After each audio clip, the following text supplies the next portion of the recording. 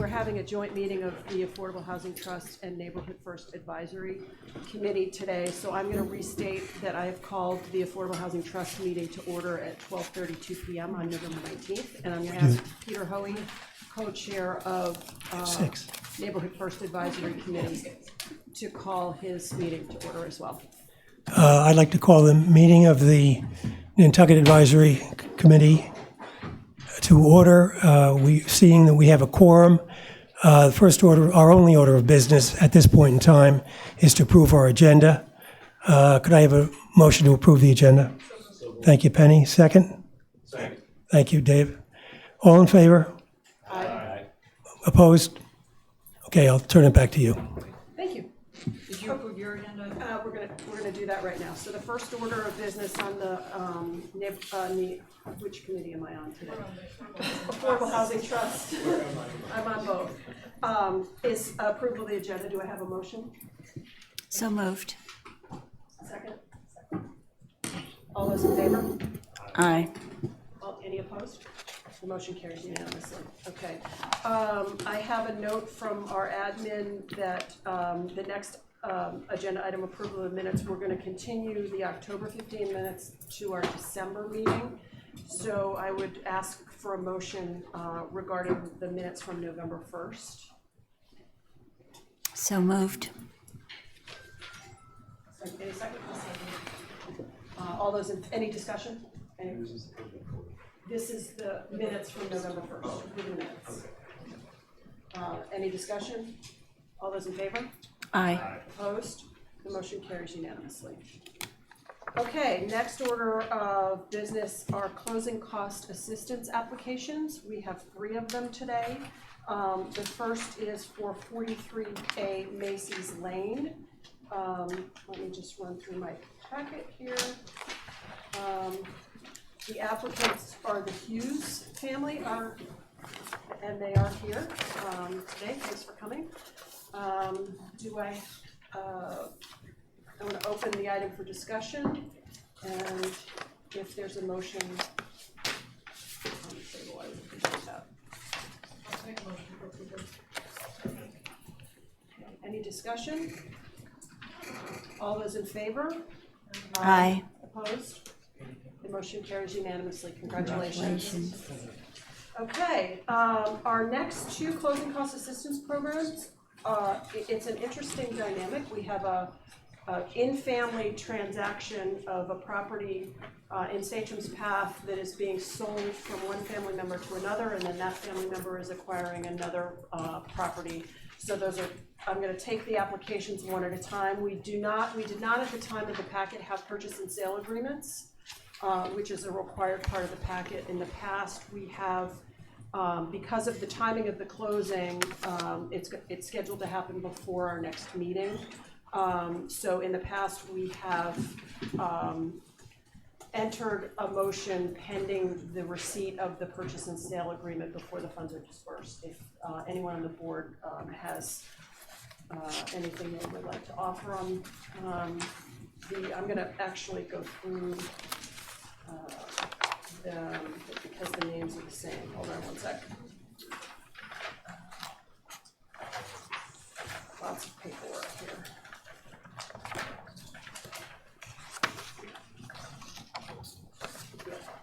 Okay, so the first application is for David Gray, and the property is at 17 Nanina Drive. Clarendon. I'm sorry, he currently lives at 17 Nanina. I've got it backwards. Okay, yep. Thank you for the 17 Clarendon Street. I'll make a motion to approve this, With, subject to the purchase and sale agreement. Okay, fully agree. okay. Any discussion? Hearing none, all those in favor? Aye. Aye. Opposed? The motion carries unanimously. The next application is from Hunter Gray for the property at 17 Nanina Drive. Is there a motion from the board? As well, yeah. I make a motion that we approve subject to receiving the purchase and sale on this property. Hearing a second? Second. Any discussion? No, I just want to say execution of the purchase and sale. Receipt of a completed purchase and sale, yeah. So all those in favor? Aye. Opposed? Motion carries unanimously. Okay, congratulations to anyone who's here regarding those transactions. One of our favorite things to do is help people buy houses. Okay, so next up on our agenda is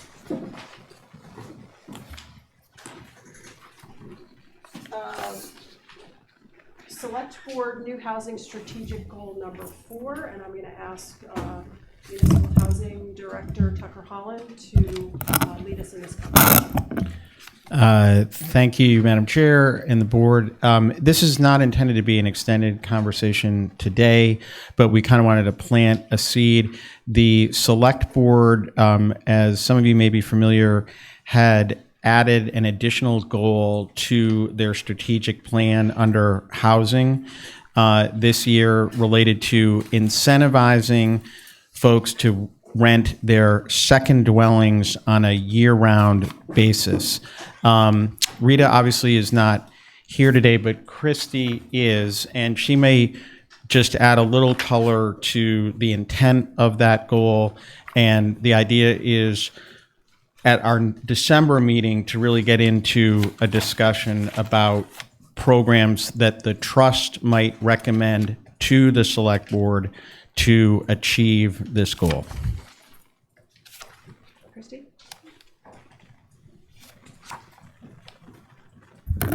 Hi, Christy Ferrantella.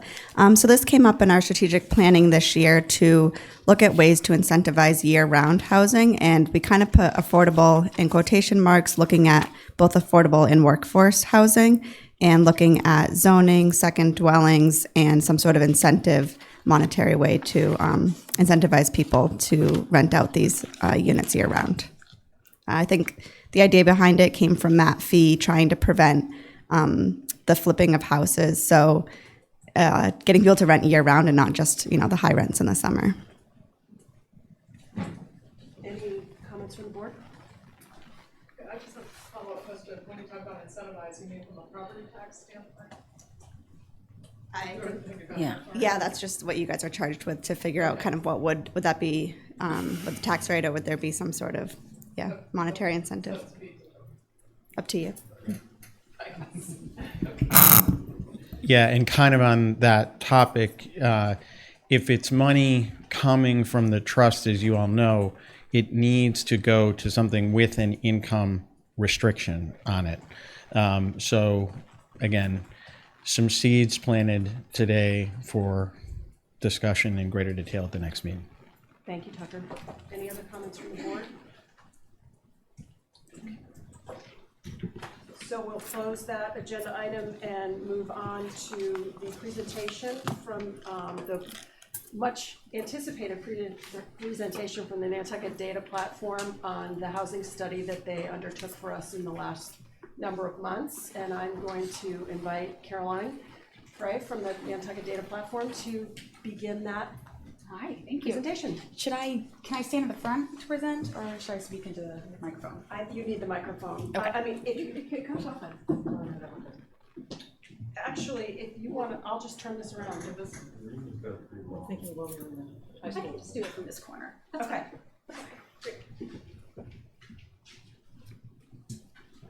All right, can you all hear me? Hi, everybody. Thanks so much for being here. My name is Caroline Frey, and I'm the client liaison for the Nantucket Data Platform. So before we begin, we handed out a couple handouts that have some information about NDP and the team. We also have 4 of our team members who are joining via the conference call on that little laptop there. Their bios are on the handouts. So this is Ben. He's a new team member of ours. He's a Nantucket native. He's going to help me kind of click through the slides. So we've been working hard on this project for several months, and we're excited to share our findings. Here's a framework for the meeting, which we'll cue up in just a sec. So So we'll step through the pressing questions, insights, methods, tools, and then areas for future research. But I wanted to start with a reminder and bring you back to where we were about a year ago when we first started talking to the Affordable Housing Trust. Our goal was to answer 3 pressing questions. Number 1 is, what's the supply of housing on island? So basically, how many housing units do we have on island? How are they used? Are they owner occupied? Are they for rent? Are they vacation versus year round? What does that landscape look like? Number 2 is, what's the demand? Who's looking for housing and what do they need? Number 3 is, what's the nature of that demand? Because all of the hard data is really, really useful. What we wanted to do is capture qualitative data, turn it into quantitative data through a survey to deeply understand the needs and preferences of the community. So we started with these 3 questions. We did a lot of work to understand them, which we'll talk about. But I always like to start with the most important thing, which is the insights and the key takeaways.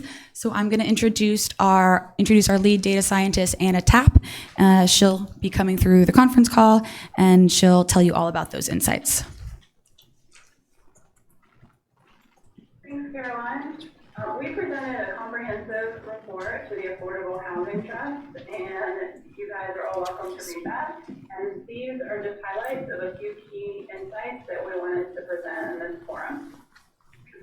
The first insight was about the need for more subsidized housing units, which I know won't come as a surprise to any of you, but we'll quantify it a little bit more for you. Every county in Massachusetts, they need at least 10% of housing affordable to 80% AMI to achieve safe harbor status. And so Nantucket right now only has 3.9%, but they're able to have safe harbor status currently by demonstrating progress toward the goal. Based on our supply analysis that we did, NDP expects that the number of year-round units will increase to approximately 5,960 in the 2020 census. Now, if the current number of shy units remains the same, this will automatically change that 3.9% to 3.2%. NDP's current estimate of year-round units suggests Nantucket would need to build at least 41 more affordable year-round units just to maintain the current level, and would need to build over 405 new affordable units to reach 10% shy housing in the 2020s. Our second insight to share with you today is about seasonal and constrained housing. Costs are high for everyone, leading households to spend a large share of their income on housing. People live in housing units that are in disrepair, they share with roommates, and they shuffle between winter and summer housing, according to our survey. The survey confirmed that a high proportion of households cope with these high prices in a variety of ways. Nearly a quarter of households can't afford their housing, according to the national standards of affordability. About the same amount live in units that are substandard in some way. Between 7 to 18% shuffle their living situations between summer and winter seasons. And we also found that 13% of Nantucketers are sharing housing, but would prefer not to. They would prefer a place of their own. We observed that the need to shuffle falls disproportionately on households occupied by renters, millennials, the less affluent, those who have difficulty affording basic necessities, and the housing cost burden. In the shoulder season, housing costs for year-rounders are nearly the same as for the seasonal residents. And the survey also showed us that it's actually more difficult for year-rounders to find inexpensive housing than it is for seasonal residents. We found between a quarter and a half of year-round renters experience some amount of seasonal housing instability. And in some cases, the survey takers reported prices doubling in summer.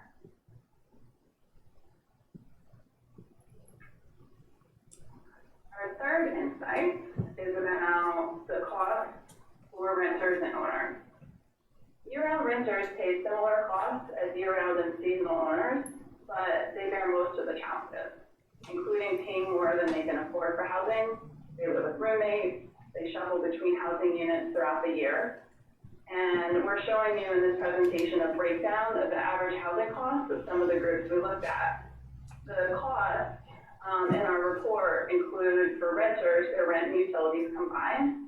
And for owners, it includes any kind of mortgage, utilities, and also the cost of upkeep for the property.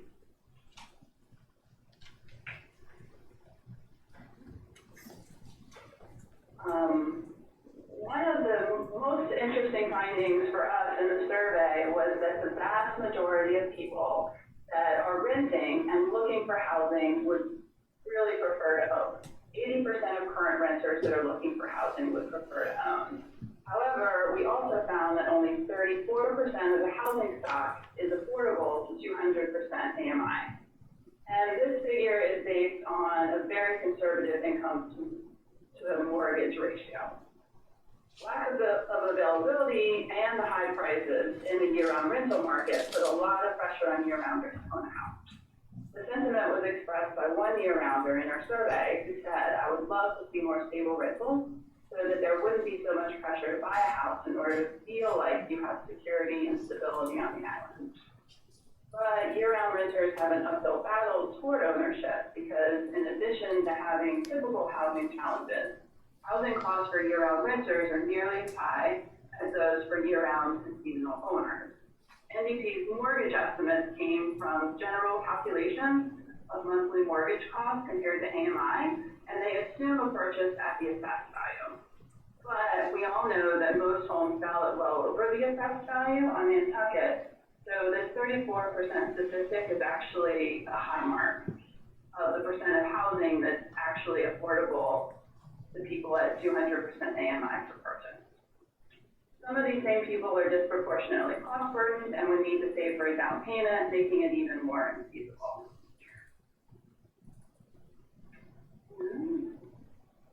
Our final insight to share with you today from the survey is Nantucket needs more 3 to 4 bedroom units. We found that 75% of renters seeking housing at the time they filled out, at the time of the survey, wanted either 2 or 3 bedroom units. We also found that almost 75% of the year-round renters who were looking for new housing in the last 5 years. So all of these people who looked in the last 5 years, of all of those people, over a third of them gave up and didn't find what they wanted. And these statistics strongly imply a deficit in the type of rentals that Nantucketers want. We looked back at our supply database that we built, and there are about 5,956 year-round units, or 5,598 households in Nantucket. So that leaves an excess of 358 units overall. And these 358-ish units would theoretically be on the market at any point for someone to rent. However, according to the housing survey, the available properties don't match people's preferences. And we observed an undersupply of those moderately sized units relative to demand. Stakeholders should keep in mind that considering how many people gave up their search in the last 5 years, when new 2 to 3 bedroom units are built, they will be very, very popular. And so you'll have a majority of renters who are looking right now, who are interested, and you'll also have others jump back into the market now that they're available. And we also estimate about 17% of buyers will be interested as well. And now my colleague Brian is going to talk more about our methods to get all these insights. Thanks, Emma. And thanks to everyone in the room and on the phone for the opportunity to be here today to talk about this report. It's been a lot of important, interesting, and meaningful work for us. Not all surveys are created equally. As you can see from the slide that we have, we implemented numerous scientific methods to complete the study. I'd like to briefly outline 2 of them to illustrate how using these methods produce high-quality data, quality that is often lacking when studies are conducted in-house without expert input. The first method I'll highlight is pre-testing, and the second is post-stratification adjustment, more commonly referred to as survey weighting. We use 2 forms of pre-testing to ensure high-quality data: survey instrument testing and cognitive interviewing. There are many ways to collect survey data. We used a web survey that was completed through an internet browser. For this study, there were some advantages to using this approach. One critical one is that there was complexity in in the presentation of some of the survey questions. For example, not every question was relevant to every respondent. A program survey allows us to only present relevant questions to respondents, reducing errors associated with answering irrelevant questions and also reducing the burden of asking questions that are not applicable. The first pre-testing method we used after the web survey was programmed was to check for programming errors. That is to check on how the survey operated compared to the specifications that we wrote. Then over a dozen of our data scientists tried to break the survey, meaning that they took the survey taking on different respondent scenarios to ensure that the questions were programmed correctly, that the survey logic worked, and that the questions were asked of appropriate respondents. The second pre-testing method we used was cognitive interviewing. A layperson's way of understanding cognitive interviewing is that it's simply completing a survey while simultaneously having a conversation to understand what works and what can be improved. Examples of things we're looking for in these interviews are difficulty or inconsistencies in interpreting or answering questions, including identifying vague, unclear, or confusing verbiage, missing response options, and any other feedback, especially any unique local information or interpretation that will help us improve the quality of the data we collect. To do this, we recruited 6 local community members to participate in 1-hour interviews that were conducted through online video conferencing software, similar to what we're using now. The interviews use a combination of scripted probes and ad hoc questions based on verbal or nonverbal cues to elicit information that can be used to improve the survey instrument. The second way we made sure the final analysis was high quality was through weighting. Surveys are generally conducted using a sample of the population because organizations don't have the resources to interview everyone. A population is all units, whatever it is you're interested in, knowing something about, of interest. In this study, that would be households on Nantucket. A sample is a subgroup of the population, generally the people who either are invited and or complete a survey that we wish to represent the population. The survey was conducted using a convenience sample, meaning that we didn't randomly select survey participants in advance as is done in traditional probability surveys. Instead, we opened the survey to the public so that anyone who met the eligibility criteria could participate. Advantages to this approach include building community engagement and being less expensive and time intensive to conduct probability surveys. With a convenient sample of respondents who self-select to take the survey don't necessarily represent the views of the population as a whole. One way to adjust the survey analysis so the results are as representative of the population as possible is weighting. So what is weighting? Put simply, weighting adjusts the survey sample to give more weight to cases of underrepresented groups and to reduce the influence of overrepresented groups so that the sample looks more like the population's unknown characteristics. So how did we do that? We weighted the housing data using information from a new housing unit database the team compiled as part of the study. We wanted to generalize to all of Nantucket, but person-level demographic data are only available for permanent residents on the island, and we know that there's a significant portion of the population who are seasonal. So we needed to find something else. The next best thing that we could find was housing unit level data, so we benchmarked our survey data to 2 things: the number of housing units in each neighborhood and the types of housing units in those neighborhoods. This results in data that are more in line with how housing units are distributed on the island and across neighborhoods and housing types.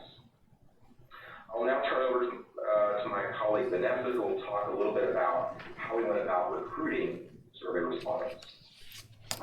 Thank you, Brian. I'll give just a quick summary of outreach. We used an open call format, meaning we invited the general public to take the survey. We set a target goal of 200 survey responses and a stretch goal of 400 responses. In the end, we received 1,158 responses. This really exceptional response rate was made possible by our recruitment process, which used a combination of extensive online and traditional approaches. For digital outreach, we used social media, e-newsletters, personalized emails, and press releases. And for non-digital outreach, we used posters and postcards. We also translated the survey and outreach materials into Spanish, Bulgarian, and Portuguese in order to capture as many responses from the community as possible. And now Anna will share more about the tools we created.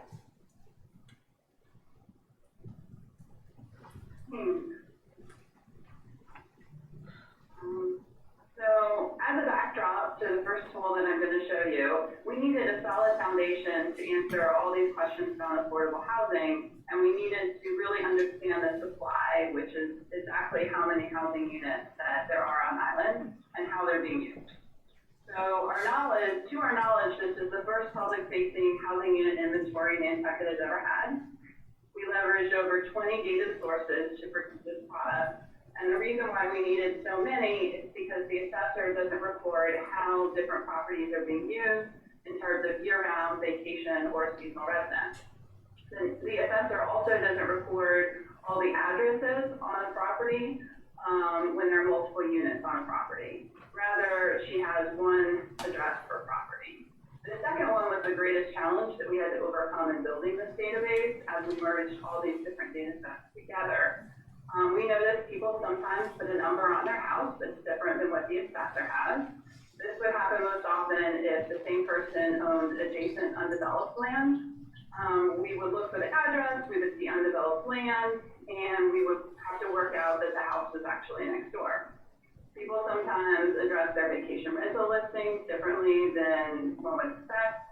Sometimes they use a different street than the assessor has for the property. And we also had situations where multiple buildings, single-family properties, were listed as 2 vacation rental listings, each with different addresses, and we would have to work that out as well. So this was quite a bit of research involved in this task in creating this tool, and we're really proud of the outcome. We see this as a solid first draft, and we look forward to refining all those methods with Nantucket. So I'm going to give you an example of a fictitious person using this dashboard to give you an idea of how you can use it.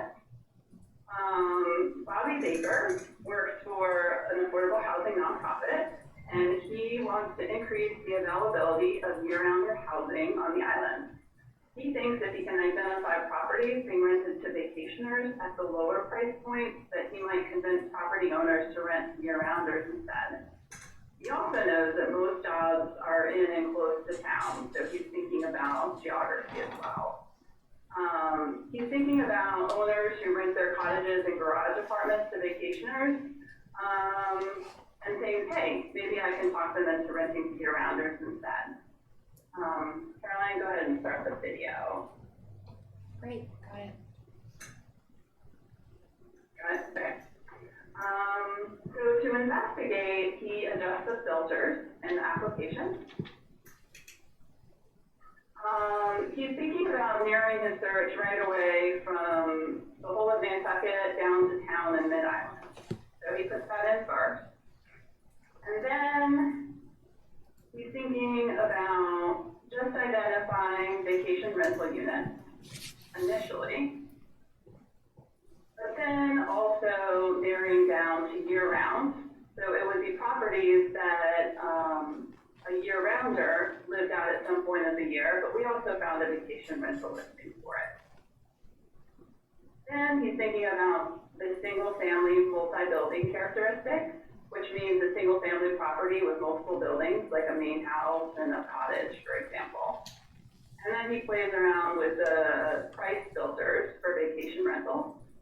And he hits a point of 5,000. Only 4 units are selected in this particular filter, but he can look at each of these units and see exactly what's going on there. He can see the approximate monthly mortgage, he can off-peak vacation, as well as some other added features that we got from the assessor's role. So I want you guys to note that all of the pricing presented in this application is modeled. For vacation rentals, this is not the price that any landlord specifically rents at. What we did is we gathered all the vacation rental listings that we could. It was over 1,000 different listings. And we created a machine learning algorithm to predict what every property on Nantucket, or rather what every housing unit would go for as a vacation rental. And the reason why we did this is we wanted you guys to have a measure of the relative difficulty of converting back and forth between vacation rental and year-rounder by having an idea of how much you rent for. So the next one that I want to show you is a visualization just based on the survey data. It's pretty neat. We have more visualizations that we gave to the trust, and we picked this one for the presentation. We wanted to use this one to understand the distribution of categories of housing cost burden by neighborhood on Nantucket. Housing costs include both rent and mortgage payments. So go ahead and start the video. We wanted to drill down to the neighborhood level because we suspected that the proportion of housing cost burden could be unequally distributed across Nantucket. Housing cost burden is a HUD definition for when a household uses more than 30% of their income on housing. So the blue dots are no housing cost burden. The yellow dots are moderate, which means they spend more than 30 but less than 50% on housing. And the red dots are the proportion of households that spend over half of their income on housing, and we call this severe housing cost burden. You can browse by neighborhood in this visualization to see the different breakdowns. Each dot represents about 1% of the households in the neighborhood, and we noticed that Mid-Island had the highest housing cost burden overall of all the neighborhoods in the study. And now, Caroline is going to tell you what's next. Thank you, Hannah. Alrighty. So as you can see, we've done a tremendous amount of work. Is this better? Sorry, practicing. Okay. We've done a lot of work to understand the housing landscape on Nantucket, and we think we've built a really solid foundation and given you some critical tools that you can use to make decisions and set policy. But we also know there's more work to do, particularly with Neighborhood First. You have been tasked with a serious responsibility of determining how to spend the funds allocated at town meeting. We'd like to help. So we've noted a few areas of future research that we're going to walk through that we can help with, that may help you determine how to spend those funds and do it confidently. So number one is we'd work with you to understand specific policies that you're considering implementing. So whether it's a covenant program or rentals versus owning, whatever certain policies that you're looking at you think would maybe work for the island, we can do an analysis to understand their impact and run analytics and forecasting to look at whether they'd likely be successful. Number two would be a deeper dive into preferences through additional survey work. We can explore seasonality or dig deeper into employee preferences. We know that employer workforce housing is a big issue. So really whatever topic you'd like to understand, we can do that through surveys. Three is community resources. We would develop online interactive resources that owners and renters can use to better understand what they can do with their properties. So help them answer questions like, am I allowed to subdivide this property into 2 lots, selling half of my land and keeping the other half? Am I allowed to convert this house into apartments or condos?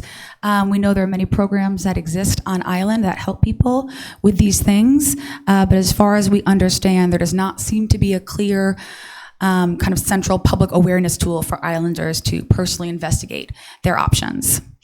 Another tool would be an online central clearinghouse for properties that would allow locals to post and search for rentals. So it wouldn't just be done through word of mouth or through Facebook. You'd have a go-to source for that as well. And finally, we can develop apps that people can use for things like calculating their AMI if they're unsure into what bracket they fall, an AMI calculator, or help them understand their eligibility for different programs. So we think this public-facing work would be really, really helpful. Can you just go back one slide, Ben? And then number 4, I know that Neighborhood First is getting off the ground. I'm really excited to hear what you guys have to share with us today. I assume you'll be developing a set of objectives and articulating clear, measurable goals for each objective. We're happy to help with developing key performance indicators that are tied to each goal and use metrics to keep track of progress. I always like to include this slide in any presentation. If you're interested in the data work and you want to get involved, you can join the survey panel, become one of our respondents, and help us answer questions on housing and other topics going forward. We've also set up the Nantucket Analytics Fund, and we encourage you all to be data citizens, to ask for data and ask for the facts and the evidence underlying decisions. And then before I close, quickly I wanted to bring up Ben, who we introduced earlier. He's just joined our team. He's a Nantucket native, and we're very happy to have him. Hi, everyone. My name is Ben Maskell, as Caroline mentioned. I was born and raised out here in Nantucket, so this is a deeply personal issue to me. I have family and friends who haven't been able to afford housing and have had to leave the island, regrettably. So I just wanted to provide that perspective to say we understand the human side behind the data. After I left the island, I went to work for the Bloomberg and de Blasio administrations in New York City, and I really learned there that the primary value of this is that it gives you all, as policymakers and decision makers, the tools to make change and the ability to tell your story, tell this community story. So that really is the biggest value that I've found. I just want to say thank you to the Affordable Housing Trust. Your commitment and passion to this island is really inspiring. And finally, I think we all know that there's far more work to be done, and we would love to continue to help to bolster these efforts. We have a ton of expertise and a ton of skills, so it's very exciting. Thank you. Great. Thanks, Ben, and thanks everyone for listening. Happy to answer some questions, if that's what's next. Thank you very much to the entire team for a great presentation. There is a lot more behind this that we'll be making available publicly soon. So I'd like to first invite our board to ask questions or make comments. Penny? Carolyn, I just have a couple of questions. How did you define seasonal residents? So for most of the data questions, I'm going to turn it over to our data scientists who have the deep experience. Anna, can you hear the questions? Yeah, I'll let Brian start, because we had a seasonal resident, I think, falls more into the survey people said. Yeah, I think it did, and we sort of took a simple approach of considering anyone who said they lived on the island 6 months or more to be permanent year-round, and anyone who said they lived on the island between 6 weeks and 6 months to be seasonal. Okay. Just as a follow-up to that, I was a little surprised. I was a little surprised at the differential in affordability when you had the seasonal residents at $2,630 and the year-round owners at $2,500. That seemed kind of shocking to me. Can you put some color into that for us, please?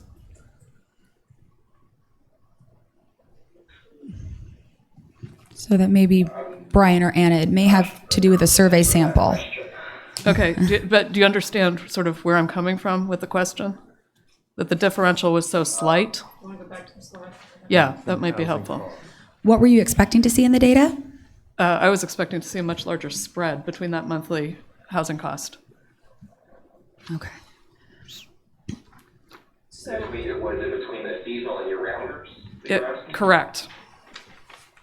Yeah, it was in the first sort of quarter of the So presentation. I'll let the data scientists answer, but Here it is. Here it is. I need to hear you say what you would have expected to see. Well, I just would have thought that the average monthly housing cost for seasonal residents to be much higher than what it is here. It's possible that it is. It's possible. One of the caveats to our study is when we were able to field it, and so it may be that the seasonal residents that we got had lower costs than seasonal residents who aren't yet on the island. Okay, so that was another question. Just as another sort of follow-up to that was what time of year was this work done? Who was here when you? We fielded the survey between April and June. Okay, so that's not an accurate reflection of seasonal residency, really. I don't think. Just a comment. yes, and I'll make note that in their report, they make note of that. Yeah, I read as that, yeah. As a potential discrepancy in the data, so. yeah, so we captured a lot of people who were here early in the season, but this is one of the areas of future research that we'd like to dig into the seasonality, because there definitely are places in the data where you may think, okay, seasonal residents, are these seasonal workers? Are these second homeowners who fall usually within a different income bracket? So we have this base data that we can use to draw initial insights. But one area that I think would be really worth digging into would be the seasonality and to understand how that really looks at a deeper level. Thank you. Anything else from the board? I don't have any questions, but I think it was a great job, very thorough. I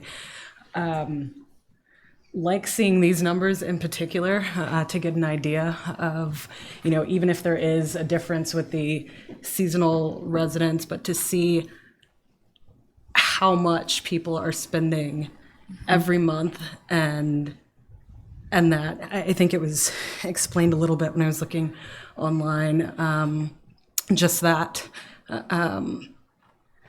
the largest burden is obviously on people who are renting. Yeah, definitely. I feel that was, And that came through in a lot of different places. Right. And we're happy to share. Well, Brooke will share the materials. I think she shared them with most of you already. But you'll see that come through. It seems they have a much higher burden than homeowners. Higher. Sorry, I have one more question. Sure. There was a reference to the percentage of the inventory being defined as affordable at 34%. What inventory was that reflecting? And it was for those earning up to 200% AMI. Can somebody answer the question about what inventory that was affordable, that 34%? We created a housing unit database as part of this study because we wanted to compare supply to demand. And so the major difference between that and the assessor's roll has properties.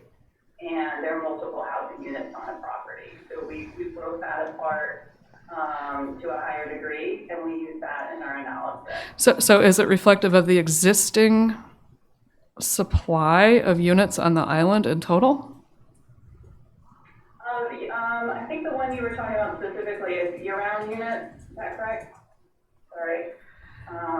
So 34% of the five. Yeah, so that was units that are that we found to be definitively occupied by year-rounders. Okay. It was either by the assessor saying that they got the what's the lingo? They were owner-occupied with the tax exemption, or through one of our multiple lists of people that reside on Nantucket, we identified as a rental property of a year-rounder.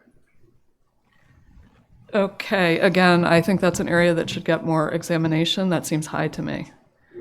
Very high. Right. And just for the record, 200% of. Because the year-rounder one is in the 5,000 range, and this is all housing units, including seasonal housing.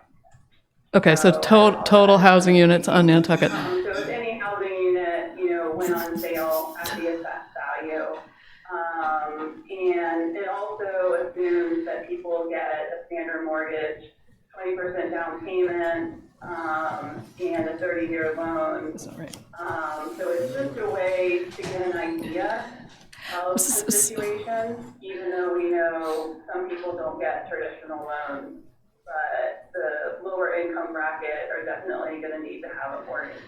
Okay. What we're happy thank to you. do. I just have to say that there's no possible way that 35% of the inventory on Nantucket is affordable up to 200% AMI. So I'm sorry, just. To use the assessed value, we know that's a very high estimate. yeah. So And just for the record, what is 200% AMI right now? AMI is 116,000. 116,000. 232. Okay, thank you. So it's going to feel higher because it is based on assessed value, not on the number that properties actually sell for. It's just not possible. It's not a proper assumption to make that assessed value is too high. Right. Because in fact, when you take a look at the actual sales, the sales relative to assessed value are very close, and sometimes Sales are above assessed value. Yep. So just Yep. an area that should get some more, in my opinion, Sure. Yeah, so we didn't research. We didn't make that assumption. We're just saying it is at assessed value. Yeah. So that we didn't make the assumption in the data work, but that may be a contributing factor. But what we're more than happy to do is to sit down with you or with anyone else and kind of walk you through the calculations to understand exactly how we arrived at those numbers. And it can be difficult for the data scientists to kind of, off the top of their head, pull the exact definition for one of these thousands and thousands of calculations. So we'll go back through it and make sure that we give you the full definition. Thank you. Yeah, the 9400 number, though, is that intended to be reflective of the total housing units, regardless of year-round, seasonal? I will check with Anna, but Anna, is that 94? Vacation, seasonal, and year-round. So all the units on island. Okay, because that seems low for the total number of units relative to the last census. So we'll look into it. We'll get the numbers for you. We'll get the breakdown, and we'll kind of walk you through each step of the calculation. So I'm going to suggest that the board come up with questions and submit them through staff. Okay. And then we can forward them to Yep, definitely. the data platform folks for review. So is there any? And that's part of, just as a note, this is part of, oh, go ahead, Anna.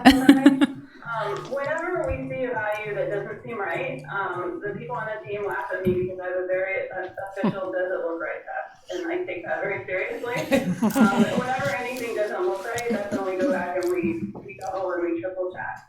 And then after we double and we triple check and we realize, hey, that's actually right, we're learning new information, that's pretty exciting. So definitely not afraid to double and triple check when something fails that doesn't look right test, but at the same time, that's can end up being an interesting finding. So. Yeah, and it's part of the process to have you guys all look at this with a really critical eye, so we have that extra level of kind of QA to make sure that things are matching up to what people expect to see, and then highlighting where it's something surprising. It's interesting to me that the census versus what you've done, it would, methodologies and so forth could be. Yeah, very we're excited to see the next census, to see how it matches up. So our, Howard has a question. okay, so I'm going to open it up to other members of boards and the audience. Howard, if you would just identify yourself for the record, please. Howard Dickler, Neighborhood First. The one number that jumped out at me that you presented was the estimate for the number of units that will be counted as year-round units in the next census. You're estimating a number that's 1,000 more than the current estimate. And our committee, and I'm sure the trust has heard that other estimates are going to be that it's going to be around the same number, up a little, down a little, but certainly not 1,000. So I'd like to know specifically the methodology that went into generating that number, especially since this is survey research, and I'm a little unclear how survey research would predict the future.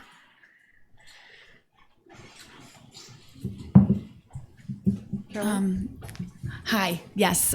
So I will let Anna talk about the methodology behind that. But a note on the census, the last census was in 2010, and we know that we did some work with the town on the census, and we discovered 849 addresses that weren't on the latest census lists. So that may be part of it. And we know the island is growing very, very quickly. Another thing we did is we discovered housing units that weren't on the census that hopefully will be counted on this census. But we don't know. Some of them are hidden. Some of them are associated with typically low census response rates. So there are some challenges in terms of getting the census complete count. But that's the estimate. And then Anna, if you have anything to add on the methodology, how we determined that would be great. Yeah, so we started with all the units that were owner occupied according to the assessor. And we built on that using the voter registration database that we get from Civics Analytics and also the town street list. And we found a lot of addresses in those two sources that were not attributable to an owner-occupied property. So it was by putting together all those lists and merging them that we came up with our housing unit database. So it came from all those three sources, and we assumed for street lists, for example, if somebody reported a property as their permanent address and it wasn't owner-occupied, then we assumed that that was a rental property to a year-round resident. So that's where that number came from. It came from like real data, like line by line data, and it wasn't an estimate. Just a quick follow-up to that. Sure. Okay, so you've tracked year-round occupancy. Mm-hmm. And assessor. then estimated that vacant units were rented year-round? What No. about vacant units? Yeah, so we use this data partner called Civis Analytics, and they track information on 250 million Americans. So we've gathered information from them, from the assessor, from the street list, and pulled together all of those addresses. So there are addresses where, according to the assessor, someone may not be living there, but according to other sources, people have listed it as their permanent address. Okay, thank you. Because the assessor can't catch all of the, people moving in and out. A lot of people don't register on the street list. And so this is a way to kind of supplement that official count with places where it seems clear that people are living, but they're just not being tracked officially. But through Brooke, how is it clear that people are living there? Through their permanent resident listings, through this database, Civis Analytics. It's a third-party data provider. Okay, thanks. Civis. CIVIS, yeah. Okay. Okay. Any other comments or questions from the public?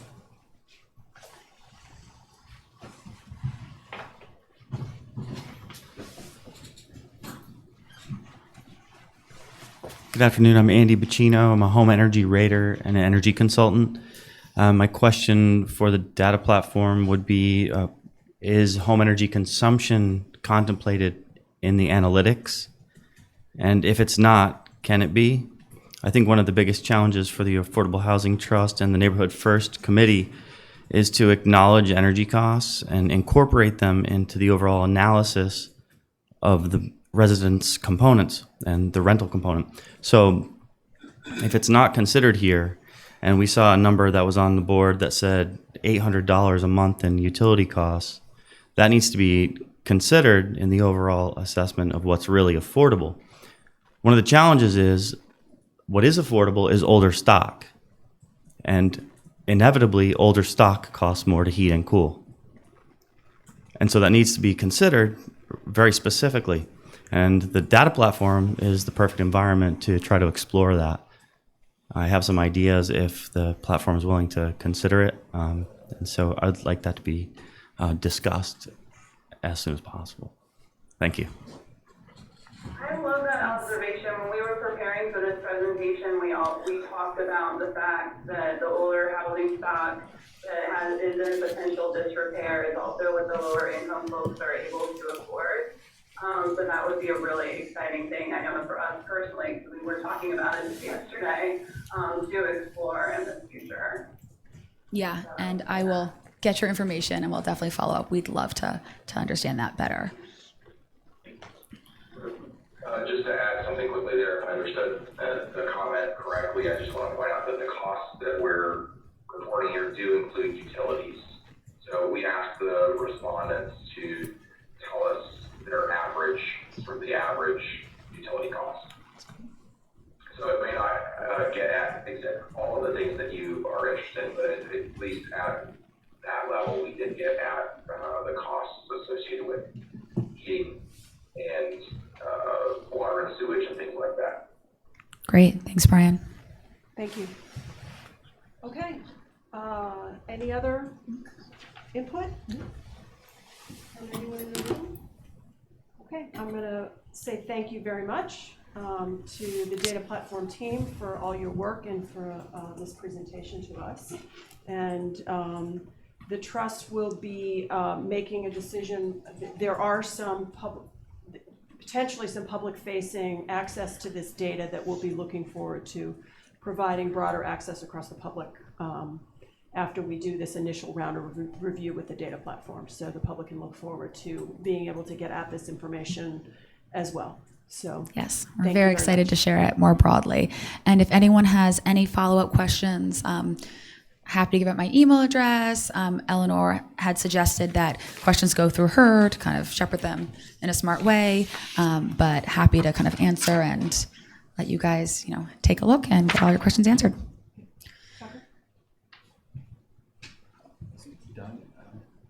That's what I'm going to figure out now. Okay. I do know that, by the way, Posey was texting me, she was having difficulty with the Zoom thing, seeing the screen. It's all white, snowy, so Caroline's going to give me the PowerPoint as soon as she's able to, and I will send it out to anybody who would like it, if that's okay? That's including obviously it's part of those the board record. members who could not be present. Sounds like an excellent idea. For those who couldn't see it. Okay. All right, great. I'm going to take a moment before we move on to the next agenda item to circle back around on technology here and make sure that we have everyone who would like to be participating in the meeting present either on the phone or through the Zoom call, or whether we should. We can go back to the conference call if the Zoom call is not working for people. Yep. Doug says he is on Zoom. Okay. So the Zoom call should be working, but it won't be reflecting this big screen here. Okay. You'll just be seeing the speaker faces. So I'm going to suggest to anyone who is on the Zoom call audio that they might want to log into the YouTube page where this is being broadcast live so that they could see the video that way on YouTube through the web. So I think rather than trying to log out of the Zoom call and go back into our original conference call, we're going to stick with that. And I'd just like to ask who on the Zoom call is present at this point in time, so we have a sense of who else is participating.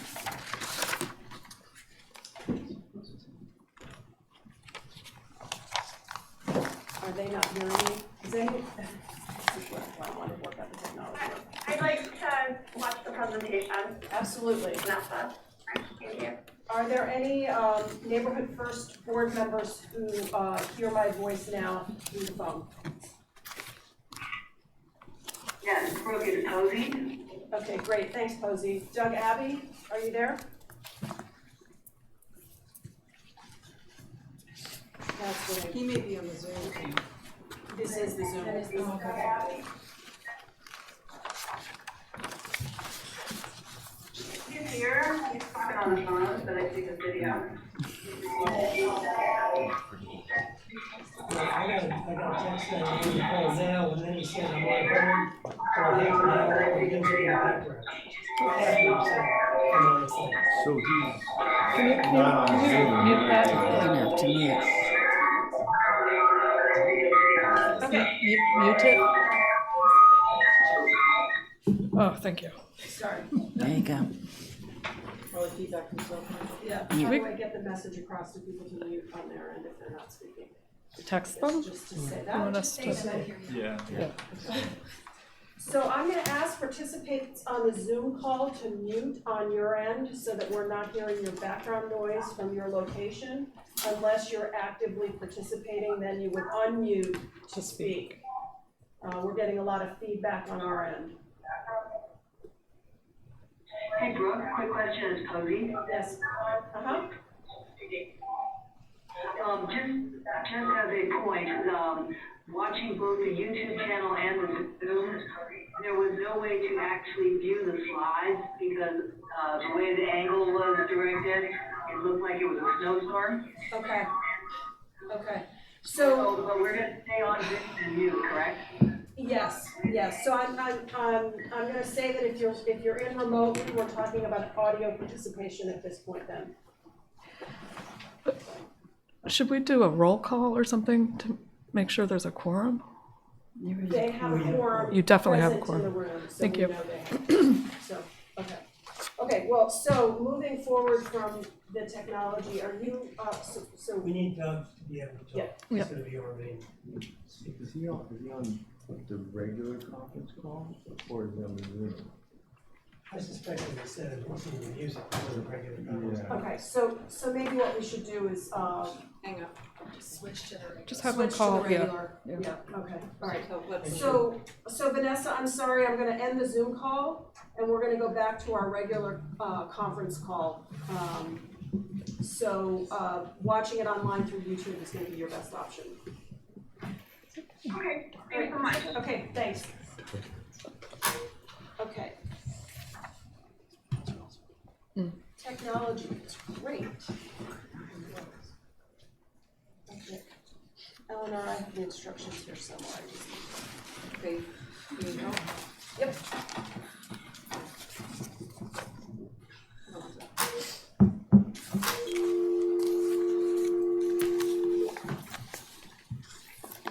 Okay. Ready? What is the number? Can you say it out loud, Eleanor? Here. Alex. Sorry. Hold on. Crap.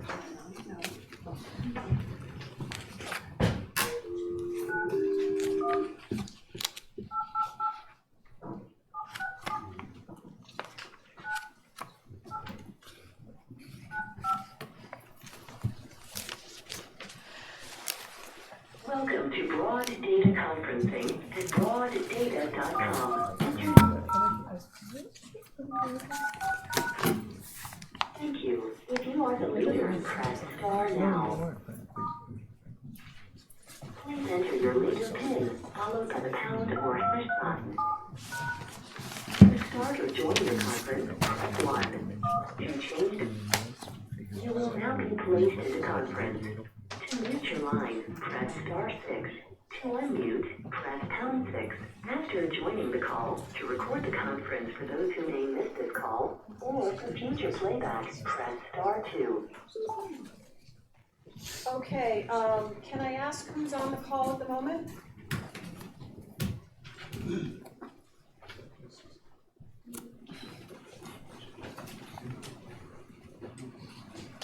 Tucker? Can you text Doug? He did. Okay, great, thanks. Okay. All right, we're gonna give this 1 minute to get people dialed in, and then we'll move along. There's someone. Who's that? That's Hello? Hi, Posey? Yes. Hi, welcome. Thank you. We're waiting on Doug Abbey and then we'll get back. Present.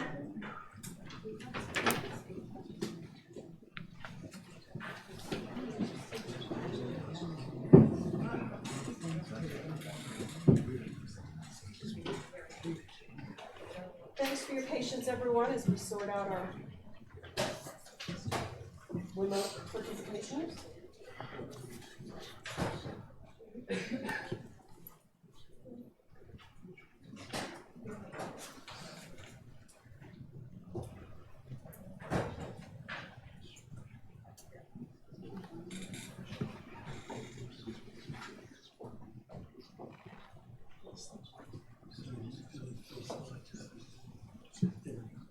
Well, this is the packet.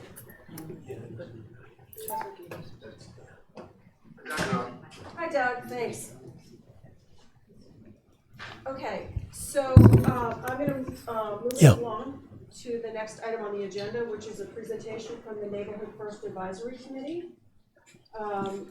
And I'm gonna hand this over to Peter Hoey and Doug Abbey, who are the co-chairs of that committee. And Peter, should we just have Doug? Oh, no, I'm going to make a couple comments. Peter's gonna start. Thank you. We'd like to thank the Affordable Housing Trust for giving us a chance to get together with you. The two documents you have before you have been developed and refined by our committee over our 5 meetings. And if you've had a chance to peruse them, you, I think, would agree they are quite complicated. And on top of that, there are a lot of moving parts with respect to the rules, with respect to how units come on and go off, possibly go off the shy list. And since they are that complicated, we thought it might be good to begin by having Doug Abbey, our co-chair, go through a summary of a process that we used over our 5 meetings and a quick overview of those 2 documents. So I'll turn it over to Doug. Who is joining us by phone. Thanks, Peter, and I'm going to go quickly because I know it's not great listening in to somebody on a conference call, so I'll just go quickly so we can move into questions or comments. But just starting, you have that screen in front of you with the process, yes. The slide? We do. Okay, great. So the committee was assembled with the intent to get people with deep real estate experience and background in real estate, affordable housing, as well as long-time knowledgeable members of the community who understand the island and its needs. And we believe we've done so, and we have we're aware of no conflicts of interest. And the first step is really to gather the facts on 40B. There's so much misinformation out there, and it's so complicated that I think Tucker and the staff and the committee have done a great job of summarizing this very complex issue so that we really understand where we are. And I think that's a document that hopefully can be very useful. We obviously wanted to make sure that we were pursuing, within this analysis and approach within the bounds of the ballot measure with advice from the town representatives of the town. And the idea was to look broadly at a variety of potential ways to deploy the funds, and then to come up with a matrix where we developed, with the help of input from the community, from public meetings, a series of criteria by which we evaluated several alternatives. So if we could turn to the next page, I think that the report is pretty clear. Hopefully you've seen it. I think and I won't go into detail here, simply to say, maybe to summarize, is that we have a long way to go to get to 10%, and that doing so evenly is critical to getting us out of what we'll call 40B jail. And it's not easy to accomplish this, but so will require a great deal of work on the part of the town and the community to get behind this and to find alternatives to generating new housing. And then the last point I'd like to make is, just given how complicated this is, this is not my area of expertise, but somebody out there it is how do we best communicate so that everybody understands, as many people as are interested understand the facts surrounding where we are, where we need to go, and how we need to be in compliance with 40B. So let me quickly highlight the recommendations on page 3, and then we'll just open it up. But I think in looking at the alternatives, we felt that a multi-pronged approach was appropriate, and that it primarily was including existing properties, looking at pocket developments, and the potential to buy down mortgages on existing year-round units. We believe that each and every alternative that comes available will require, specific analysis that relates to the site and a variety of factors that have been identified, including energy efficiency, appropriateness. You've got the list there, and they're on the criteria. But I'd say that the principles were the following. First of all, we want to stay in safe harbor. We think it's multiple sites. We think that the goal should be to increase supply, so that principal goal should be to increase supply for 2 reasons. One is we want to meet the needs of as many families as possible. And secondly, by increasing supply, we also have an impact on price, which means more supply means potentially lower prices for everybody that's in the community who is looking for housing. And the last thing is to do so as efficiently as possible so that we leverage the town's resources to create as many units as possible. I think that's a quick summary of where we are, and then Brooke and Peter, I'll turn it back to you. Thank you, Doug. Before we get into going through these documents to whatever level of detail you wish, I wanted to give a chance to the other members of the committee who are here in the room if they wanted to make any comments, and then I'll ask anyone on the phone. Do any of the other committee members want to make any comments beyond what Doug has just summarized? Posey, I think you're the only committee member on the phone. Do you have any comments that you wanted to add? Posey, could you hear that? Yes, I did. And can I just make sure, are we looking at the, in the packet, the page which starts with 16, 17, and 18? No, let me send it to, tell her I'll send it to her. No, Posey, we're looking at 3 slides that were created in the last day or so as speaking points for the comments that Doug has just made. Basically, to just review the process that we went through and then the current status of the SHI list, and finally our recommendations for how to deploy the funds. Can you tell her I just sent her? It was just received this morning. So. Eleanor just emailed it to you. Yeah. I got it. Okay, thank you. I'll Great. just quickly peek because I was wondering if I had the right thing there. So, is there anyone from Neighborhood First? Penny? Yeah, Neighborhood First. Penny Dye. I think it might be helpful to, in sort of a broader way, illustrate what the timeline is with all this. This is preliminary, and we have a way to go still. You're talking about I'm talking about the process for Neighborhood First. When the intent was to have this meeting with the Affordable Housing Trust to get their comments and questions and feedback, and then incorporate those comments and any comments from the public into a final document, which next month we would then finalize and convey to the Affordable Housing Trust. And then the Affordable Housing Trust will be making a recommendation to the Select Board. Is that true?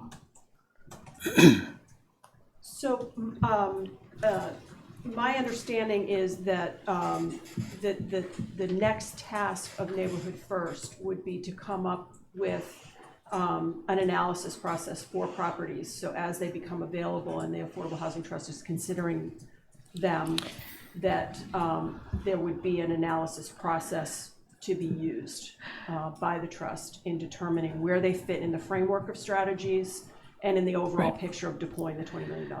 Okay, but in the process, the Select Board makes the decision. I think I understand your question about property acquisition. Yes. Okay. So yes, to clarify the strategy, Neighborhood First is coming up with a recommendation of process for the Affordable Housing Trust. It is the job of the Affordable Housing Trust to evaluate and make determinations on the acquisition of properties, and all acquisitions have to be approved by the Select Board. Thank you. So, Brooke, you said something a little bit different a minute ago. Do you feel that the Neighborhood First Advisory Committee, once we submit these 2 documents in final form, hopefully next month, has further analysis, further work to do to set up parameters in more detail for the Affordable Housing Trust to use as you evaluate properties? My understanding is the task of the Neighborhood First Advisory Committee, as defined by the Affordable Housing Trust, was first to evaluate, to determine the strategies for acquiring properties. How are we going to deploy the money? What are the general strategies for deployment? And then once that process has been approved, then the second phase is to develop acquisition criteria, a metric or a way for properties to be evaluated against one another relative to each other, and where they fall into the strategies and how to choose them one over the other. So that's sort of the second round of work. That was my understanding, and I would hope my fellow board members would help. Maybe I made that up. No, that's what we talked about when we were first deciding how to, express a task to the advisory committee. And I don't know if it'll end up being a weighted score for criteria or just some very clear method of evaluation of the properties that come to us. Okay, why don't we discuss that at our next committee meeting? Happy to stay involved, happy to take it to the next step. I had thought that this was going to complete our work, but we're happy to keep working. Okay, so I think that is a conversation to have in the next Neighborhood First meeting following this feedback. That's great. In terms Okay, of where that committee is at. Okay. So I think the next step then is to drill down a little bit further, and I'm going to throw the ball to our resident expert, Tucker Holland, to lead a discussion to the extent that the members of the Affordable Housing Trust want to go more deeply into these documents. There's an awful lot there. We hope you've had a chance to take a look at them prior to today's meeting, but I find I have to reread them every week, if not more frequently. Penny? With glasses. With glasses, yes. But Tucker is he who knows all, and if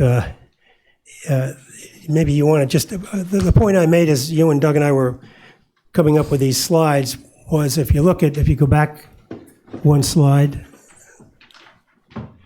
here we say in bullet point number 2 that we're going to add 259 units in the next 3 years, really, getting up to 435. But in bullet point number 4, we point out that we're going to have a shortfall, and those seem to be antithetical. And Tucker, could you explain a little bit more about that to the public as well as to the board? Yeah, I can shed some light on that. Absolutely, Peter. Thank you.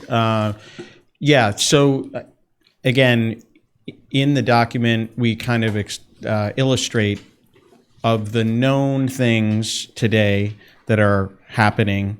There will be 259 units we anticipate added to our subsidized housing inventory, or the 10% requirement of the state.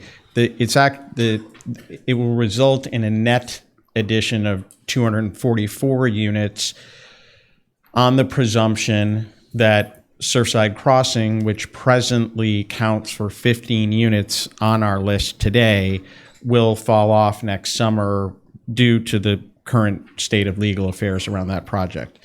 And it's a little uncertain as to when units from that project might actually end up coming back on, if at all.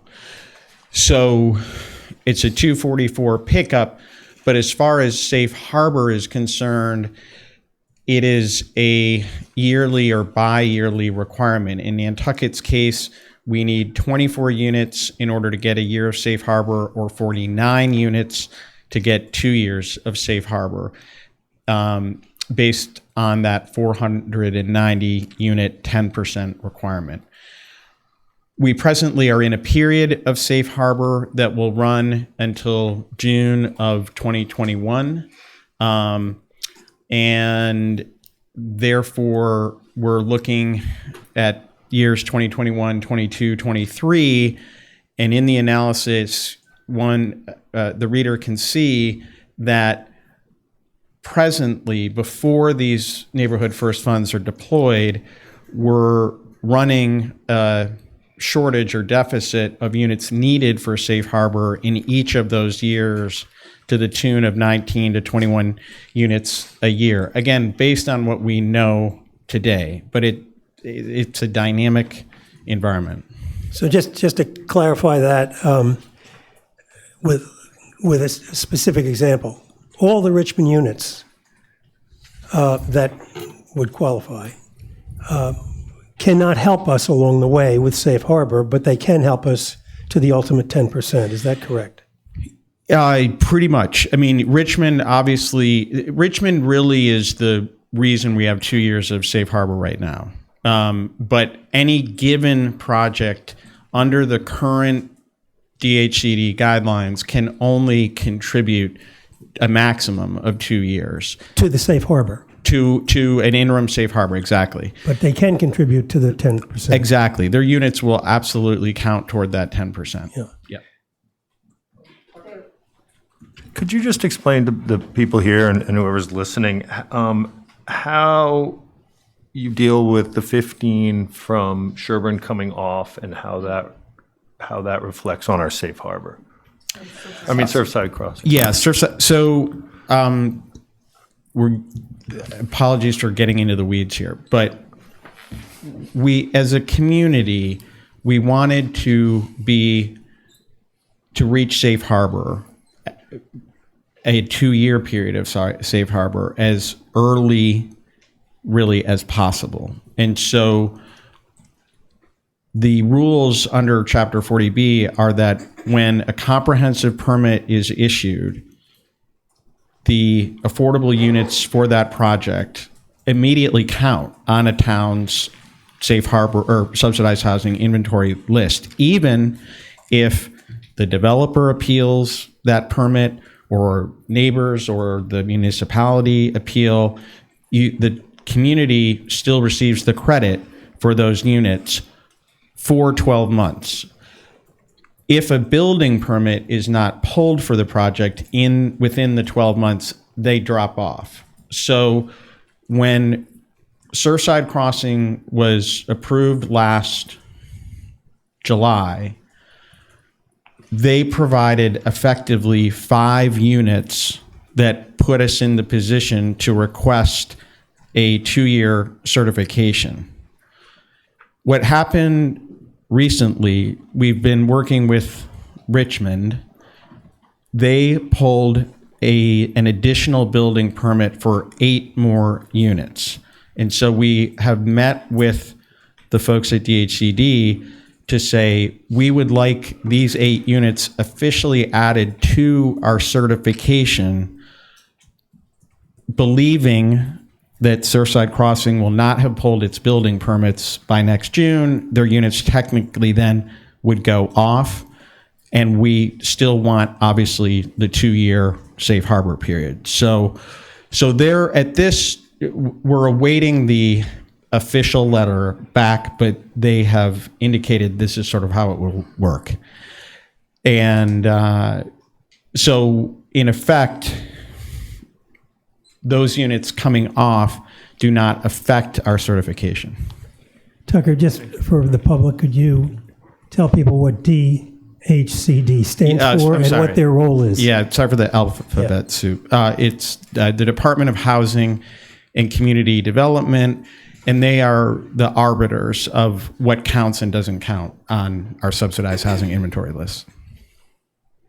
So the nature of Tucker's answer to that question really brings the point up that this is very complex because we have to meet these annual tests, and properties that were being counted may fall off for some of the reasons he explained.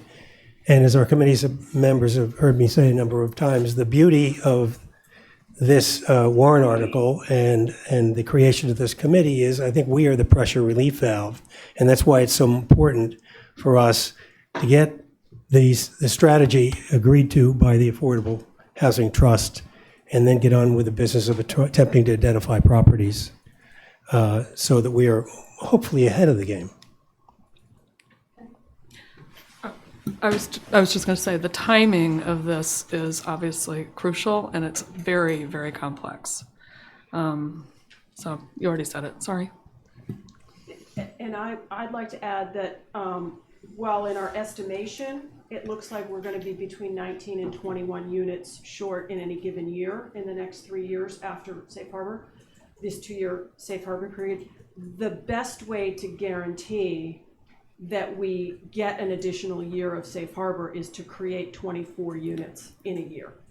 So that is, regardless of what happens with everything else, creating 24 units in 2021 would get us an additional year of Safe Harbor. Yeah, that's the key point right at the end there, is that to receive certification or Safe Harbor, you need to create the units within the year you are requesting the certification. So in effect, if our current period expires in June of 2021, we have to create 24 units between the period of January 1st and June 12th, 2021. And create doesn't mean build, but effectively it means permit or receive approval from DHCD under their local action unit program. And I just want to add, I don't want anybody to assume, we all know the prices of homes on Nantucket. I don't want anyone to jump to the conclusion that creating 24 units is going to cost the whole 20 million. That's why column number, I'm going to say from memory, 7, maybe, Eleanor, if you could put up the strategies document. I would point the members of the Affordable Housing Trust to the next, keep going, there, that one. Can we turn that and make it a little bigger? It shows the number of, shows the estimated cost per unit, but then it also shows, keep going to the right, the number of units that might be created from each of these strategies. And as you can see, the strategy that our committee prefers is the strategy of pocket developments. I'd call those developments between, let's say, 10 and 25 units. And that would be the most efficient way to use the $20 million if we can find appropriate sites and opportunities. Did I see Dave's hand up or Penny's hand That was up? probably me again. I just wanted to point out that we weighted these by percentage, but we are not, I'm speaking now as a member of the Neighborhood First, we are not preferential towards one strategy. I don't believe we are as a committee. No, we're open-minded from the analysis we've done. Yeah, my impression is going to be, the solution will be something of a hybrid. Yes. I just wanted to clarify that. I think Doug pointed that out in his third slide. Any other comments from the board? And then I can open it up to public comments and questions.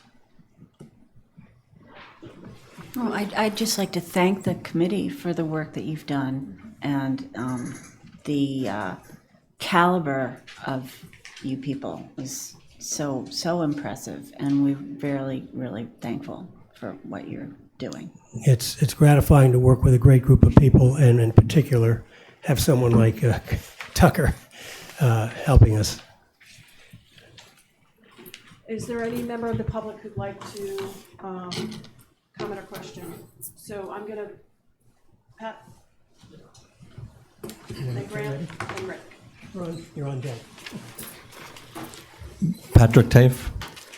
If I could just take us back in time to our last town meeting when we appropriated, or the taxpayers voted to fund, come up with the $20 million. It was based on Tobias Glidden and Rick Atherton's article. And the purpose and intent and what was described to the public was we would be buying existing inventory. And what I'm hearing today is it's not going to create, you're not going to get the biggest bang for your buck.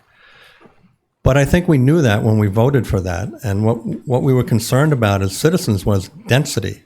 I would hate to see next to my house a pocket of 12 or 15 houses built because it makes the most sense for affordable housing right now. So not everything and not all of the decisions should be made on what's the most bang for your buck, but what's good for Nantucket and Nantucket's neighbors. So I would just like to say, I'd like to see you steer back in the direction that the money was appropriated for and really look at buying existing homes. As a builder myself, I understand that secondary dwellings are possible, tertiary dwellings. Some of the parcels might even be subdividable and actually create separate lots where, again, staying within current zoning and building what you're permitted to build on the lots, I just think would be more favorable and desirable. And I'd like to see it, certainly spread out all over the island. I appreciate all the work that you're doing, and 60 to 80 homes for the 20 million. It sounds great, but it's maybe not good to do. And that's not what we appropriated the $20 million for. And if you break the trust of the public, you're going to have a tough time going back on the town meeting floor and asking for more money and more funding. So just wanted to get that out there. If I just could respond to Pat for a second. I mean, all great points, and I 100% agree with you. I think that you said one thing that just didn't quite set right, is I think for us as a committee, we're not looking to do what's best for affordable housing, even though we are. It's about what's best for the community as far as size and placement of these units. So I can see how this document is worrisome, but I truthfully feel that most of the board is well aware and isn't looking to build anything that's outside of what zoning allows.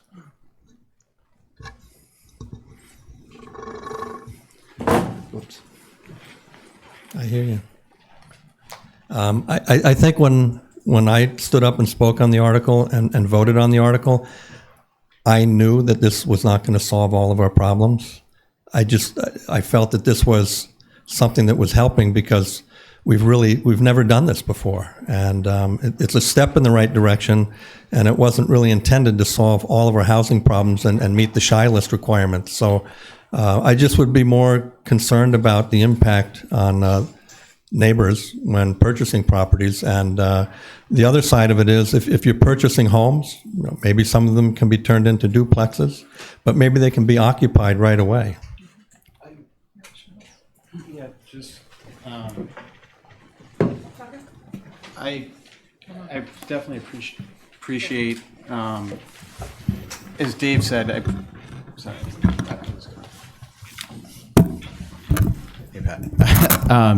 just want to clarify.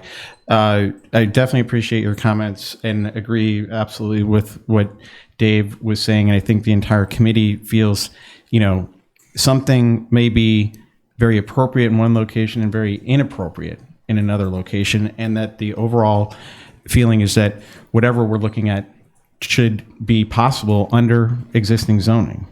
So there's not really a deviation there from what you said earlier, but a point of clarification is it is absolutely a requirement of what was voted on that any units that this program produces count on the SHI list.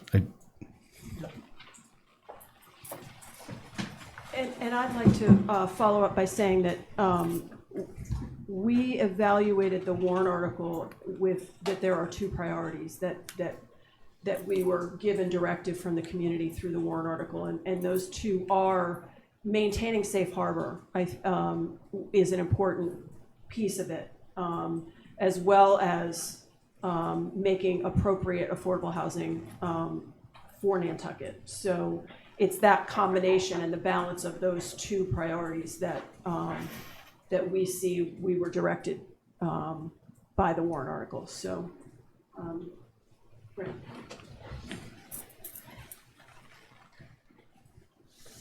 Hi, Grant Sanders. Hang on, Posey. We have someone from the public speaking. I'll cue you up. Okay, thanks. I just had a point of clarification. Could someone please explain the term, just for my own understanding, of buy down of existing year-round rentals? Why is that part of the consideration? What does it mean, first of all, and how does it help us in our situation? I'm going to ask Tucker to answer that. Sure. No, it's a great question. So this is a strategy that was really proposed to the group from the public. And the notion is someone owns, for sake of illustration, 4 rental units right now. Their proposal was, you pay me, in terms of this proposal, it was $250,000 a unit, and I will do what is necessary to get those 4 units onto the SHI list. So in the end, it would be a payment of $1 million. There would be no ownership of anything on the part of the town, effectively. And it has the potential potential of the added complication that in order for them to fulfill getting it on the shy list, they may have to be evicting a current year-round resident in order to fill it through the state-approved process, or lottery, effectively.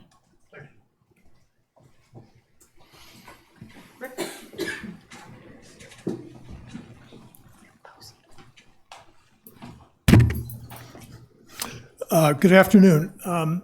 My name is Rick Atherton, and I've addressed the Neighborhood First Committee twice now, so hopefully I don't have to repeat. I think I see a lot of common membership, but this is also a meeting of the Affordable Housing Trust Fund, and I haven't had a chance to address you as well.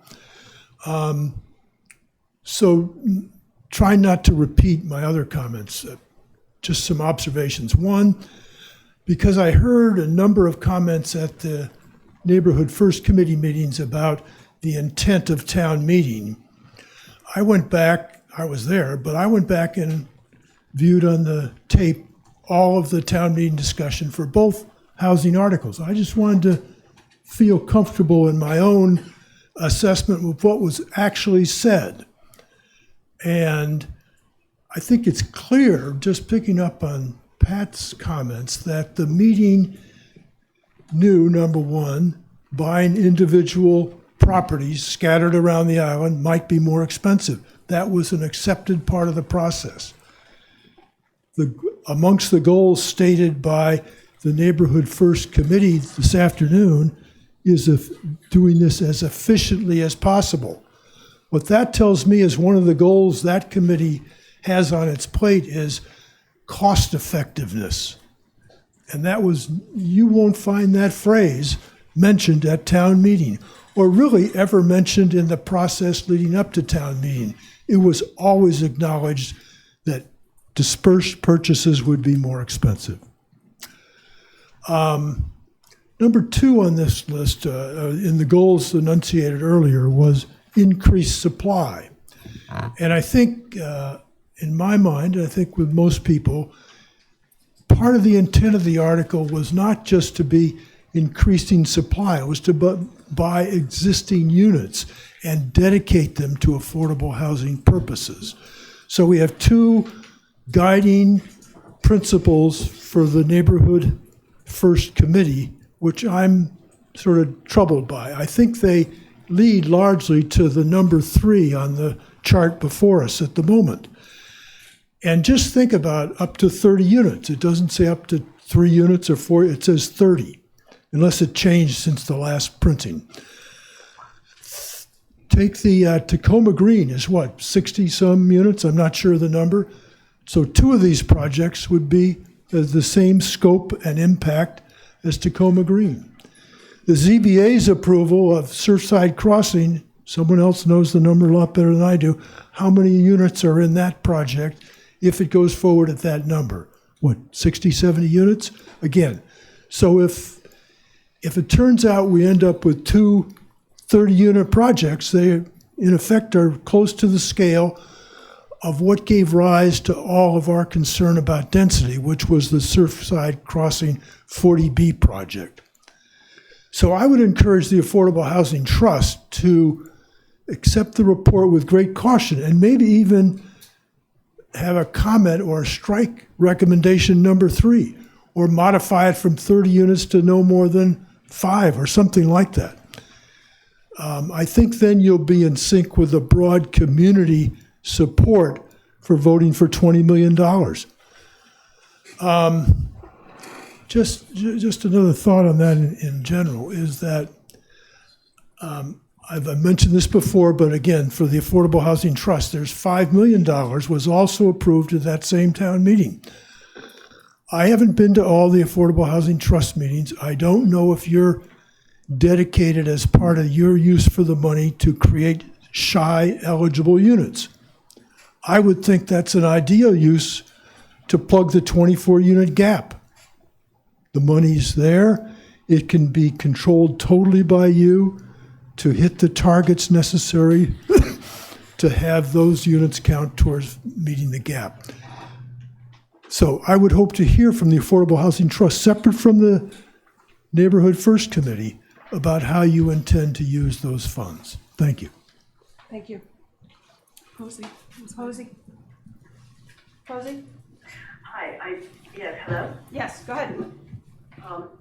Yes, I was not at the town meeting at the time of these voting, and as a seasonal resident on the Nantucket First Board, I sort of have been looking through the lens of if staying out of 40B jail is at least one of the objectives of our committee in making recommendations of how to use the money. That we're on a bit of a glide slope for the next 2 years, but in terms of identifying parcels or properties or whatever in order to meet the next 24 for the year of 2021 or 2, we have to be on it right now. And I don't think, it doesn't seem likely that we're going to be able to find 24 housing sites that will meet that, individual sites. That's a lot of real estate transactions. So, if we fail to find 24, then developers can come in and put up 80, should they be able to find such a piece of property. So, I think everybody's trying to find strike the right tone and make informed decisions about both community and what it wants and community what it absolutely doesn't want.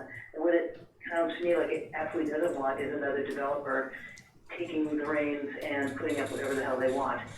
So, if we end up striking a balance and finding sites where you can put up a development of, say, 15 or 20 or 24, as opposed to 60, 80, or 150, then we will have at least bought ourselves another year. That's what we should be striving to get to, for the next round. And just a thought, I'm a bit of a neophyte in this process, but I am also extremely mindful of how the community feels about having housing foisted on them in their, next to them. And so I hope that everybody in the community who is attending these meetings will help us pick the right path. But I think, for me, the big objective is don't let the developers get in and start, having their way with however they want to with no control from the town. Howard?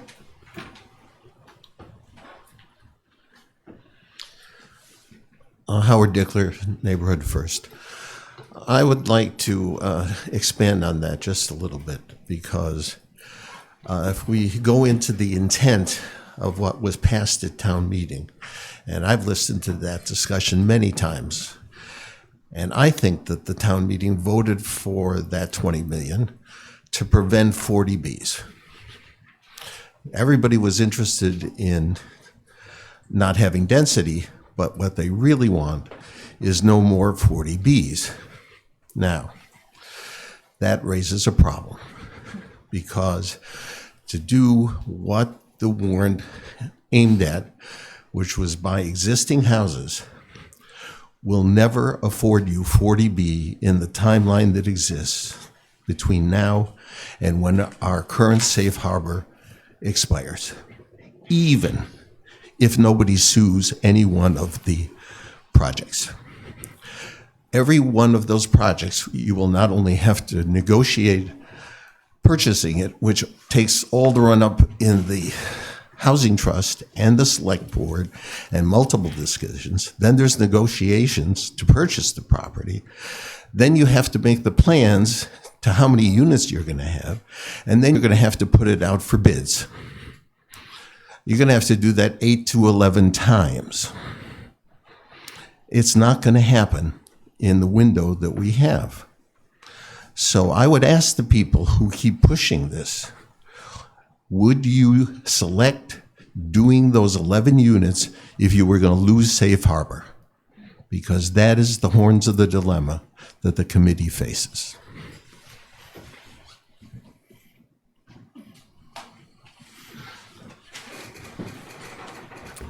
I'd like to respond to that.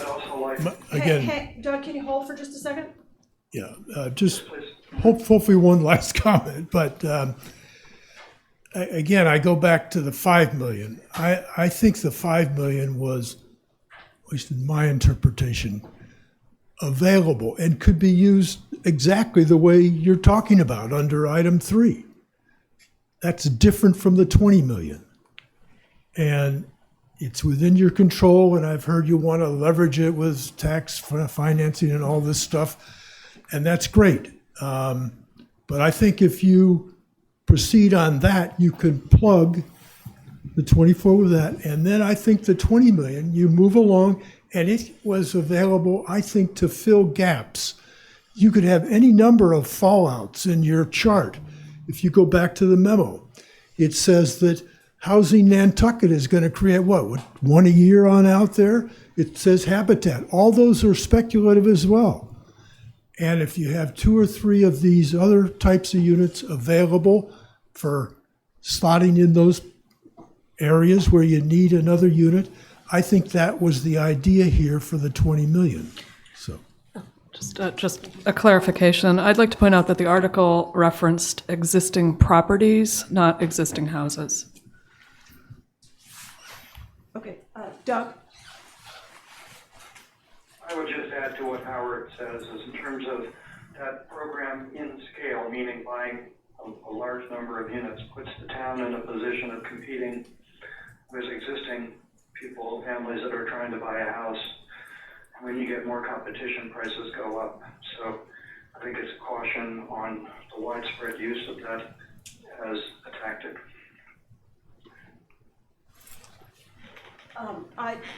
Anne?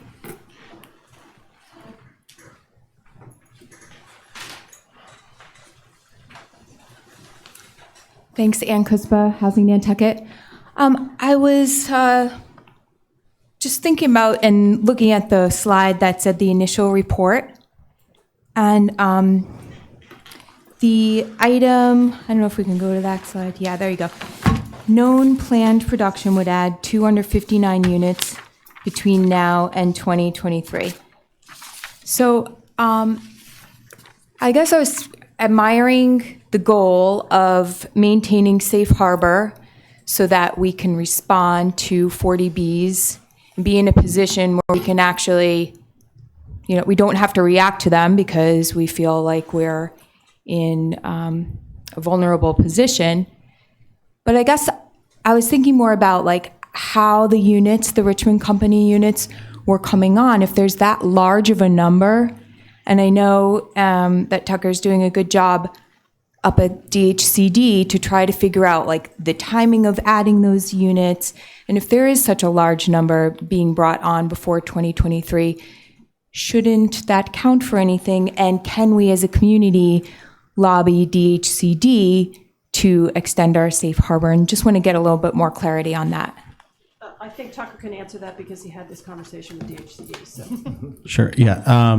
There's no question that we've brought to DHCD's attention. The point we made to them was Richmond's rental program alone, the Meadows 2 project, when it is fully complete, presuming it goes as planned, is 225 units. That represents 45% of our total 10% requirement. And so we've tried to say to them, shouldn't a community doing, we created the zoning for it. Like, so shouldn't a community doing the right thing where we're 45% of our total requirement is bottled up in that one thing? Shouldn't we ought to get more than 2 years of safe harbor? And I would say they hear that message and they communicated that they are in the process of considering allowing a greater period or allowing more than 2 year, the 2 year maximum safe harbor credit for, let's say, situations like that. But that could be years away before they adopt that policy. And I understand it's not just a simple interpretation by one person. It takes really a change in their guidelines, or I'm not sure if the legislature is involved with it or not, but it was clear, like, As a strategy, don't count on it, but we're thinking about it. Yeah, I just wanted, real quick, go back to Rick and Rick's comments. First of all, thank you guys for bringing this forward, Pat as well, just your concerns. And that, that I think everyone on this board is sensitive to what you guys are talking about. We're not looking for big mass, but what we are looking for is to keep our options open, okay? I think you guys know me well enough to know that I'm not going to say 20 units on any piece of property is all right. But we should keep our options open because we don't know what will be brought before us. And yes, we do know this is an expensive option, but that shouldn't stop us from being responsible stewards to town's money. So we are looking for the biggest bang for the buck, but that doesn't mean that we're willing to sacrifice the principles of this article for that.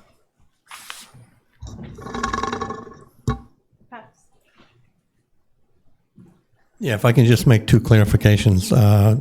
The article was based on real home sales. Property comes with homes sometimes. It didn't say raw land. Properties, and people consider their homes and the land it sits on properties. I just wanted to say, it was based on actual sales, I believe, from 2017. And then one other thing, I don't remember once hearing when this article was discussed, anyone talking about this being a savior for a safe harbor. That was not the intent of this article. As far as I know, the intent was, it's time for us as citizens to do something and play a role and help with the housing problems on Nantucket. Thank you. So I want to be clear about one thing, and what voters intended is fairly difficult to parse out. And it is something that we talked about quite a bit in our meetings in Neighborhood First. And we get a lot of feedback, not always in the room, or on the public record, but I personally have had a lot of feedback from the community around this idea of what was intended, and there's a lot of interpretations of any individual's intent or what their words meant or how they viewed what was said. And so we worked really hard to base our recommendations and our analysis on the language of the article, keeping in mind the spreadsheet that was communicated prior to town meeting and so on and so forth. But I think it's a challenge to make a decision on intent. And so I just want to put that out there as well. So I just thought I'd mention a couple other points. I don't know. So the funny thing to me, listening to the whole conversation, and it's been very good, is I don't think there is anyone, I don't know of anyone on either board who says, let's just find one spot and do something and solve the problem. Like, the recommendation is multiple site. I think that is the view of the Affordable Housing Trust as well. I can tell you that in the meeting with DHCD last week, where we talked about what Ann mentioned and a number of different questions we had for them, we talked about these different strategies and what did they see as the challenges with any one of them. And they, with respect to strictly, I'll call it the scattered site approach, I think they said, there's nothing fundamentally wrong with that approach, but as a strategy to stay in safe harbor, it's not what we'd recommend. Because of, I think Howard spoke to, the timing element of getting it all right, not to mention any of the economic stuff. else from the public or members of the board? Okay, thank you to the Neighborhood First Advisory Committee. I think that this board will take action on your proposals and provide feedback. And I don't know whether anyone is at this point prepared to recommend any changes or recommend acceptance of these documents. At the pleasure of the board, where do we stand?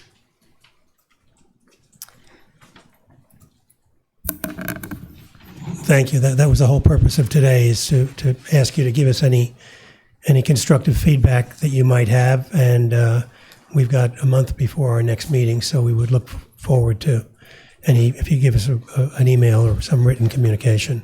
And you have 3 of your members who will be at that meeting to also amplify on whatever you might send us. I think we need to close our meeting as well as you closing yours, or maybe you have more. Done. Yeah, okay. Do you want to take a? You can adjourn. Shall we? Okay. Yeah. So could I have a motion to adjourn the Neighborhood First meeting? Thank you, Penny. Second, please. Second. Dave? Discussion? None? All in favor? Aye. Aye. Thank you.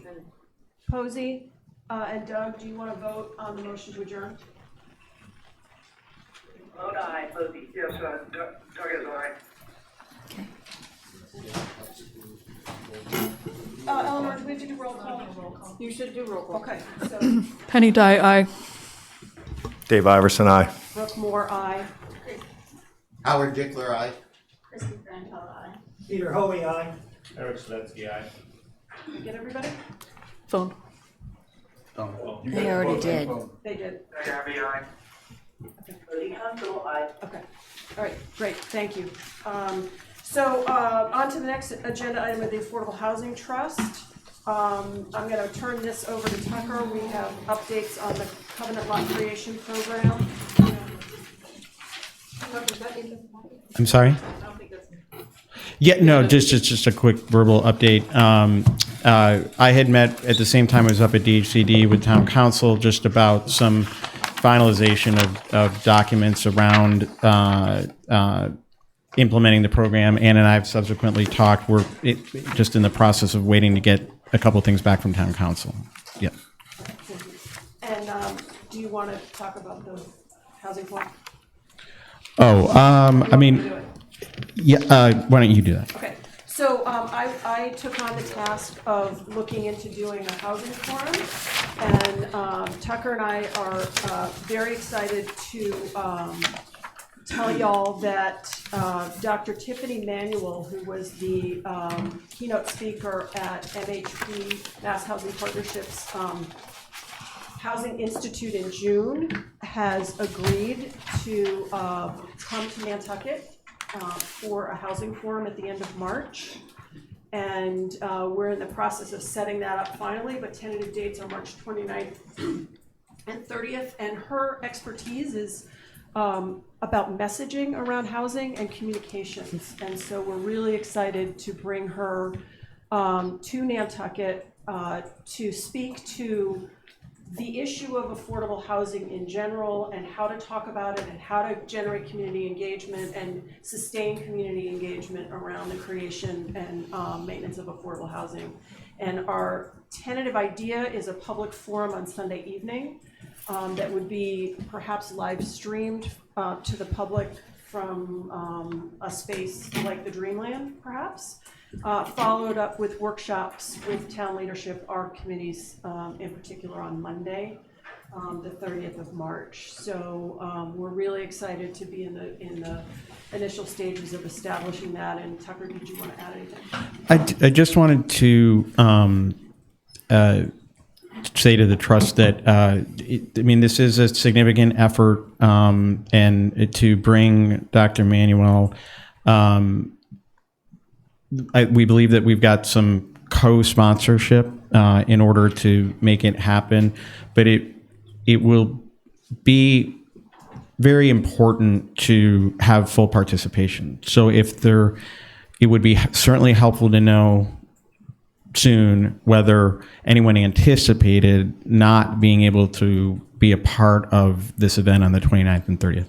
And I see a hand. Okay, that's in March. March, yeah. It's the week. It's the, kind of the weekend before town meeting. No, you know what, I will be here. Oh, great. Awesome. Thank you. Because this was not on our, specifically on our, it's an update, not an item to vote on, so. Oh, yeah. Yeah, so. Okay, anybody have any questions about that, or comments? All right, so next meeting, next meeting is Tuesday, December 17th at our normal time of 1 p.m. Did we skip covenant lot? No, he did that. He did. Oh, we did. Yeah, just the update. And is there any other public comment? Hearing none, are there any further board comments on any topic? Yeah. I would like the housing hub to be on the agenda for next meeting, so we can discuss the possibility of funding that. Okay. All right, thank you. Do you want to vote on that, or just a suggestion? If it wasn't an agenda item specifically, can we? You don't have to. No, let's. Okay, all right. Okay, so next on the agenda is executive session. Tucker, do we have the need for an executive session? Do we?